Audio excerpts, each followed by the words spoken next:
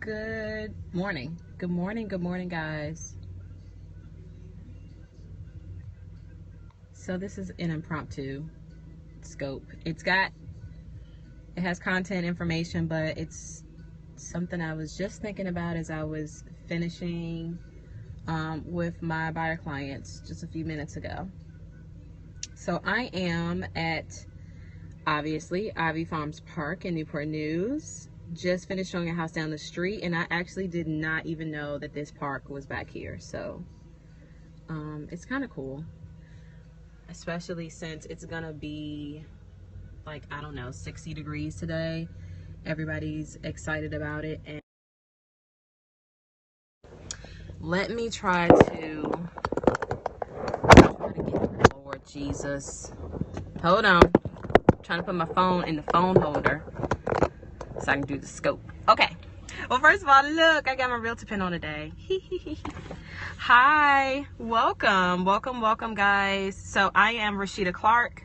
Might have to keep the sunglasses on. Wait, hold on. There we go. I'm Rashida Clark, and I am a realtor. See my realtor pin? Is it too close? Is it too far? I mean, I'm a realtor. And I'm actually done showing property today, and I'm gonna talk about that in just a second. I'm in Newport News right now. I'm Rashida Clark. I'm a realtor. I'm in Newport News. Look, got my beautiful realtor pin on. Happened to find this as I was unpacking yet another box, and I was like, I'm gonna wear my realtor pin.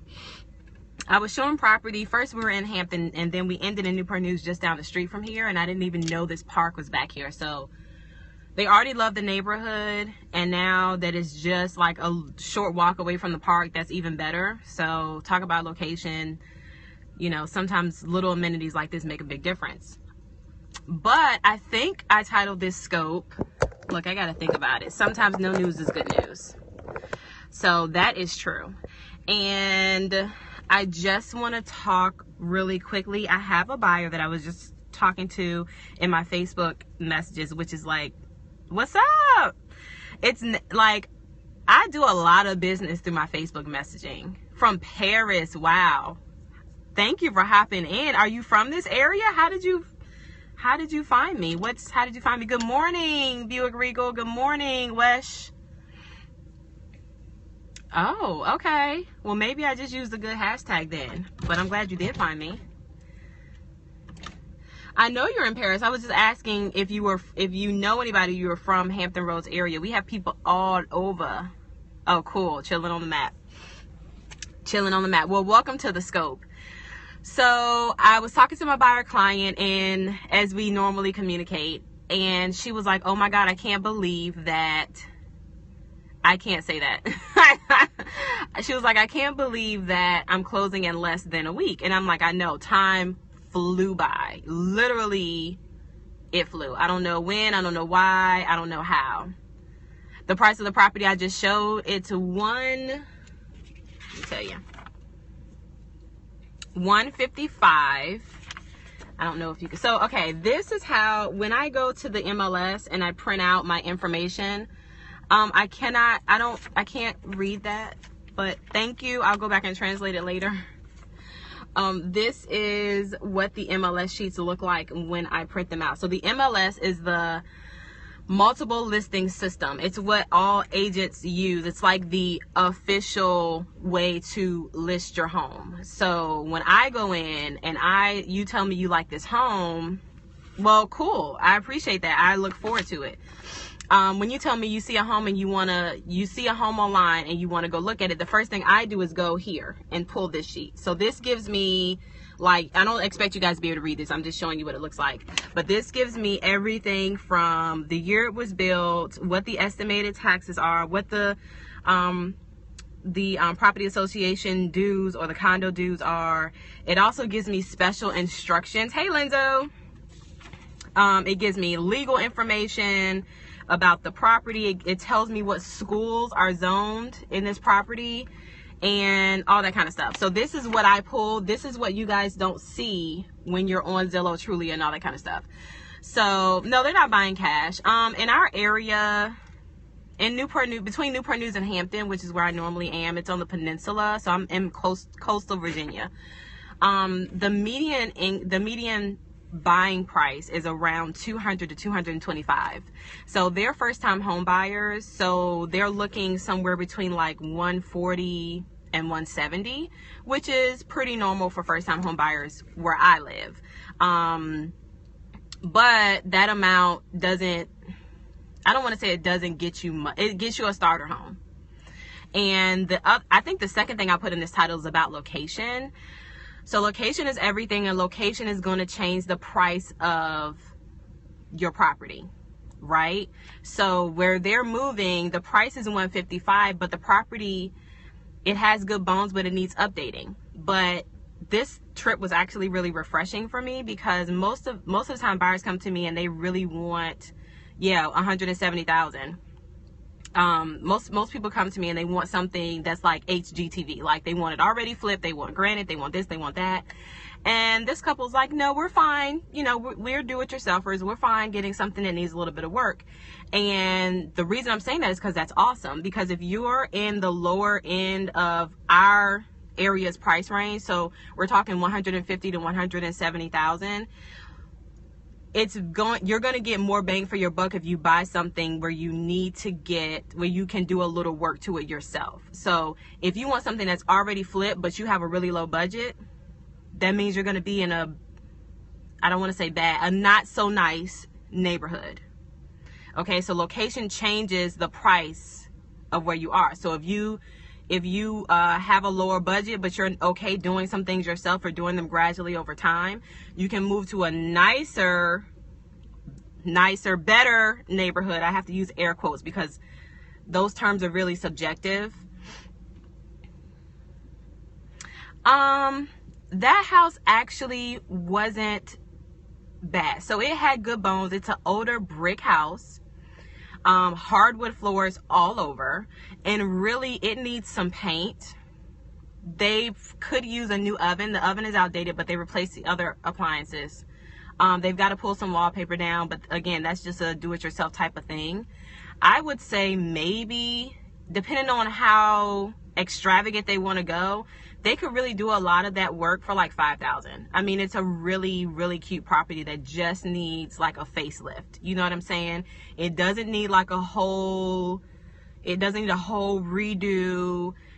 I mean, it's got some really nice features about it already, but it's been vacant and it just needs a little sprucing up. Yeah, I mean, it's really good. So like I said, if they want to kind of keep it basic now, if they want to go granite and tile all over and travertine in the back, then we can start getting a little pricey. But it right now, once the outside of stuff gets cleaned up, because like some of the bushes and things are overgrown, they could move into it the way it is and just do some of the things. It's just old. So a lot of people don't like old, outdated homes anymore. I don't mind it. My home is like that, and I'm still doing stuff to it every day, which is why I'm still unpacking all my boxes. Thank you. Welcome. So I don't mind it, but a lot of people don't want to deal with that. And honestly, that kind of property isn't for everybody. So I completely understand that. But if you're the type of person, you're okay doing something little by little, you're going to get more bang for your buck. How do you pay? So they're using a normal FHA loan, Federal Housing Authority. I always call it Authority Administration, whatever, FHA. It's a pretty typical first-time home buyer loan. But they're doing a traditional one, which means, by traditional, it means that it's just covering the price of the house itself. It doesn't include repairs. If they decide that they want this, they have some money saved, but if they decide that they want this, then they could, and they wanted to roll it into the loan, they could use what we call a 203K, which basically is a fixer-upper loan. The terminology is 203K, but it's a fixer-upper.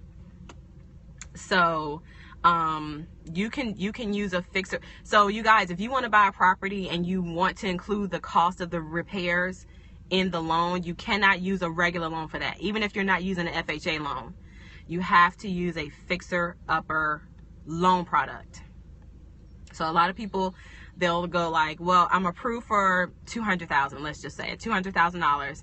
I'm only going to get a home that's $150,000, and I'm just going to use the rest of the money to fix the house up. You cannot do that unless you're using that particular kind of loan. You cannot do that. And you don't get the money back as a refund if you don't use it all. I had that question like 2 years ago, and I thought that was the best question ever. So somebody was like thinking about this as like a student loan. So anybody that was in school, you got student loans, you got a refund check back. It don't work like that with a mortgage. Yeah. The money just goes back. So if you don't use all of your pre-approval amount, it just stays with the bank. You don't, you're not charged for it. So if you go back to the example, if you are pre-approved for $200,000, you only buy a $100,000 house, then your loan is just for $150,000 house, then your loan is just for $150,000. That's it. There's no extra. There's no overcharging. There's nothing. So a lot of times people do try to stay under what they're pre-approved for. And so that's what they're trying to do. But again, they're in a little bit of different situation where they don't really mind if the house that they buy is completely renovated. They're willing to do some of the work, and they like the character of the older houses, which is refreshing to me. Really, really refreshing. So do you guys have any more questions about that? Because I'm totally off my topic, but I'm loving answering all these questions. Actually, let me turn my car off. Why am I burning gas? And I need an oil change. Okay, so I didn't see Naima come in. Naima is my buyer right now that's getting ready to close soon, that I was having this conversation with. And she was saying that she can't believe that it's almost time to close. So she closed on Friday. She closes on Friday. And sometimes you guys, well, actually not sometimes, all the times, there's a point in the buying process where nothing happens. It's like a lull. So there's nothing that you need to do and nothing that you have to sign, all that kind of stuff. So she's at that point in the process. During that time, it's basically behind the scenes stuff that's happening. But I wanted to put in here, no news is good news, because if nobody, all right, well, thank you for hopping in. I appreciate it. And I appreciate your questions. Have a good day. So if nothing is happening and nobody's calling you and nobody's saying that you need to submit this and you need to submit that, so you'll get basically no news, that's a good thing. That's a good thing when you get to this point in the process. But I've had buyers get upset because they're like, you're not staying in contact with me. And, an interior designer, that's a loaded question. Let me finish my thought and I'll get back to you. People feel like that all the communication drops off, even though I tell them like, hey, we're at the point now, all is well. We're waiting on the loan processor to finish their stuff, and we're waiting to close. It's all good. But I've had a couple buyers say, I don't know what's going on and blah, blah, blah, blah, blah. And I'm like, it's fine. Stuff is happening. It's just not stuff that has to directly involve you. But if nobody's calling you, asking you for more crap, that's a good thing. Like a really good thing. So I just wanted to let people know that, hi, Naima. I was just using you as an example. So I just wanted to reiterate that for people, because it seems like once you start the buying process, there's always, hey, okay, cool. There's always something that should be happening, but there is a point in the process where you, especially towards the end, where there's basically nothing that's happening. And that's fine. That's fine, you guys. Don't feel like you're being left out or like, something's gone wrong. So no news is good news. But if the underwriter and stuff starts calling you for random stuff or having random questions for you and needing extra paperwork, you might want to be a little worried, just a little bit. So that was my first point, that it's all good. So in the beginning of the home buying process, there's lots happening. There's lots going on. There are lots of deadlines. And then as you get towards the end, closer to closing, things kind of slow down. And that's the part that I'm talking about. That's okay. So the other part of what I wanted to say in my description, did I write? Oh, tips on neighborhoods. So if you, depending on where you are in your search or what you're looking for in the home, if location is important, location is going to cost you. It's going to cost you money. So if you stay in a quote unquote bad neighborhood or a bad location, you're going to get more house for cheaper. If you stay in a good neighborhood, good is, I'm using air quotes because these are all subjective terms, right? Some people's bad neighborhood isn't necessarily bad, depending on where you come from, whatever. If you're in a good neighborhood, good school zone, you're going to get less house for the same amount of money that you're going to pay in a bad neighborhood. So I think people forget that, and they'll, have buyers that'll say, well, I saw this house over here and it's $30,000 more, and I don't understand why I got to pay $30,000 more for this house, blah, blah, blah, blah, blah, blah. Well, it's location, it's neighborhood, it's location, all those things factored in. It's going to change the cost, what you're paying, and you're paying for different stuff. So if you're basically paying for the location. And it's part of how we price homes when we look at listing homes and putting them on the market. So definitely you guys keep those things in mind, especially if your budget is tight. You need to decide, is it location that's really important to you, or is it you don't care about the location, but you want the house to be completely flipped, granite countertops, blah, blah, blah, blah, and it could be in a terrible neighborhood. Those are really important things, and it's two things you need to figure out before you actually start the buying process. So I'm going to share with you something that was shared with me way back when I was buying, before I ever decided to become a real estate agent, and that is, it's better to buy the smallest, ugliest house in a great neighborhood than it is to buy the best, most beautiful house in a bad neighborhood. Because you can change your house, you can fix it up, you can give it curb appeal, you can renovate it, you can do all that kind of stuff. You cannot change the neighborhood. You can't change it. Don't matter. Can't change it. So please keep that advice. I'm just looking at all these random cars that are driving by. Please keep that advice with you as you start the process, because it is very, very important. And it's still true today. Absolutely. Think about it. Like, okay, you got this great, beautiful house in the middle of the hood. What you gonna do with that? And on top of that, yes, the interior design, yes. On top of that, and this is my last point, then I'm gonna get to your question. It's going to be, if the neighborhood is quote unquote bad, it's going to be harder for you to sell it when you get ready to move. So interior design. Are you talking actually interior design or staging? And I'm just asking because sometimes people confuse them or use them interchangeably.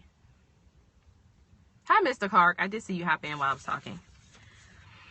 Why is it so hot? So staging, interior design, I would definitely check. I would try to, first of all, I would shadow somebody. I would find a good mentor, a good company that you can shadow, because it's a big business and it's probably a hard business. I know a lot of stagers. I don't know a lot of interior design professionals. I would start there, and I would see the business, if you haven't done that already, from that perspective. And then based on that, try to get some experience under your belt and find a good program to go into. Are you still with me? I think so. Sorry, I was moving this on my thing. I think so. So there's like the city van. Okay. Oh, okay, cool. It's like the city of Newport News van is like over here chilling. It's kind of weird. But he's staring at something else behind me. I don't know. Okay, cool. Yeah, that's how I would start. And I don't know where you are in your career or your life or whatever, but I always recommend against just jumping headfirst into something until you really know, oh, okay, you're in college. Cool. I recommend, yes, I do know how city workers do. I recommend that you start there, because sometimes you could get into stuff and then you figure out that's not really what you thought it was going to be. And then you're like, dang, I should have, now I got to change up my whole stuff. But definitely, find a good mentor. People are always looking for help. You're in college too. I mean, people would love to pull you in and pull you under their wing and help you out. I would go there and let them be the ones to give you some of that advice as to how to get started, how they got started, where they went, because that's not my field. I mean, I know like acquaintances of a few, but I don't know any really well to tell you like their story and how they worked up through the ranks. You know what I'm saying? But good question. I mean, I've never gotten an interior design question. But people really do get that and staging confused, and they're not the same thing. Interior design. You know what? I just thought about this. So last summer, I think it was last summer, Southern Homes. Have you heard of that magazine? Southern Living magazine did a parade of homes in Williamsburg. That's probably the kind of stuff you want to look out for. There's a parade of homes that is in one of the 7 cities or Williamsburg, Greater Williamsburg, at least once a year. Especially with some of the new builders, the new home builders, that may be where you kind of want to start and see how interior designers and stuff get to work with them. But those Southern Living homes, so the builder that built those homes is a Southern Living builder, and a lot of his homes are always in their magazines. That home was gorgeous. It was to die for. But of course, it was in Williamsburg, and it was in Kingsmill or Forest Colony, whatever it was. The home was like an $800,000 house, so way above my price range. But it was a beautiful home. So that's a starting point. But I would definitely try to Google parade of homes and see what's coming in the near future and see what you can find. That'll be a start if you haven't already started kind of looking at some of the new construction stuff. All right, guys, so I've talked my head off. It's hot. I'm sitting in the sun and I'm sweating like Whitney Houston right here, and I'm about to go.